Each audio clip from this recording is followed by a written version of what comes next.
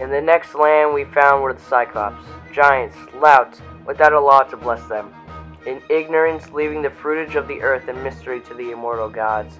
They neither plow nor sow by hand, nor till the ground through grain, wild wheat and barley, grows untended, and wine grapes in clusters ripen in heaven's rain. Cyclops have no muster and no meeting, no consultation, no tribal ways, but each one dwells in his own mountain cave, dealing out rough justice to wife and child, indifferent to what the others do. As the sun rose, Odysseus and his men arrived at the Cyclops' land. Odysseus bravely ventured further inland to seek out the natives. Old shipmates, friends, the rest of you stand by. I'll make the crossing in my own ship with my own company and find out what the mainland natives are, for they may be wild savages and lawless, or hospitable and God-fearing men. Odysseus and his 12 best fighters then left the ship on the shore with the rest of the crew and made their way to the cave of the Cyclops without stopping for anything. When they entered the cave, the Cyclops was nowhere to be seen. However, there were great bounties of food and cattle right in their sights. The crew wanted to leave, so they pleaded greatly to the mighty Odysseus. They asked, "Why not just take the food and be on our way?" It all sounded perfect except the mighty Odysseus refused, so all of Odysseus' crew waited until the Cyclops came back. When the Cyclops returned, he put a boulder in front of the cave entrance to trap his animals. Then he saw Odysseus' men out of the corner of his eye. Who are you and where from? What brings you here by sea, ladies? Of fair traffic? Or are you wandering rogues who cast your life like dice and ravage other folk by sea? To this Odysseus replied with a clever lie. We are from Troy, Achaeans, blown off course by shifting gales on the great South Sea. Homeward bound, but taking routes in ways uncommon, so the will of Zeus would have it. We served under Agamemnon, son of Atreus. The whole world knows what city he laid waste, what armies he destroyed. It was our luck to come here, here we stand, beholden for your ship or any gifts you give, as custom is to honor strangers. We would entreat you, great sir, have a care for the gods' courtesy. Zeus will avenge the unoffending guest. You are a ninny, or else you come from the other end of nowhere, telling me mind the gods. We Cyclops care not a whistle for your thundering Zeus, or all the gods in bliss. We have more force by far. I would not let you go for fear of Zeus, you or your friends, unless I had a whim to. Tell me, where was it now you left your ship? Around the point or down the shore, I wonder? Again, the mighty Odysseus told yet another clever lie that his ship was destroyed by Poseidon, god of the sea. Neither reply nor pity came from Cyclops, but in one stride he clutched at my companions and caught two in his hand like squirming puppies to beat their brains out, spattering the floor.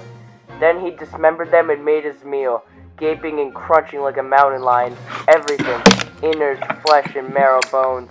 We cried aloud, lifting our hands to Zeus, powerless looking on at this appalled, but Cyclops went on filling up his belly with man-flesh and great gulps of whey, then lay down like a mast among his sheep. Odysseus felt so angered by this that he found a club and was about to stab the Cyclops in the eye. However, when he was inches from the Cyclops' eye, he realized that if he stabbed the Cyclops, then no one would be able to remove the boulder that lay in front of the cave entrance. Instead, Odysseus gave the Cyclops a swig of wine. Cyclops, try some wine. Here's liquor to wash down your scraps of men. Taste it and see the kind of drink we carried under our planks. I meant it for an offering if you would help us home, but you are made unbearable, a bloody monster. After this, will any other traveler come to see you? The Cyclops then accepted the offering from Odysseus and drank the wine. Afterwards, the Cyclops offered Odysseus a gift in exchange for his name. Cyclops, you ask my honorable name. Remember the gift you promised me, and I shall tell you. My name is Nobody. Mother, father, and friends, everybody calls me Nobody. Nobody is my meat then, after I eat its friends. Others come first. There's a noble gift now. Even as Cyclops spoke, he reeled and tumbled backwards in his great head, lolling to one side. and sleep took him like any creature.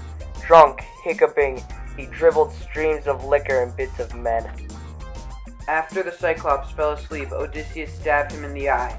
The Cyclops yelped in pain, of the other Cyclops. What ails you, Polyphemus? Why do you cry so sore in the starry night? You will not let us sleep. Sure no man is driving off your flock? No man has tricked you, ruined you? Nobody's tricked me. Nobody's ruined me.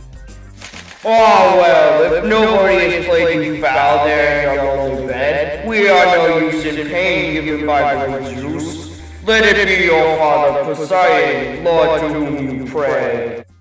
Morning soon came upon everybody in the cave. By this point, Odysseus, master of disguise, had just made a plan for how to escape the cave.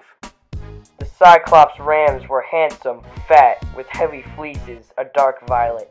3 abreast, Odysseus tied them silently together, twining cords of willow from the ogre's bed. Then slung a man under each middle one to ride there safely, shielded left and right. As the rams exited the cave, the Cyclops felt each one of them since he could not see.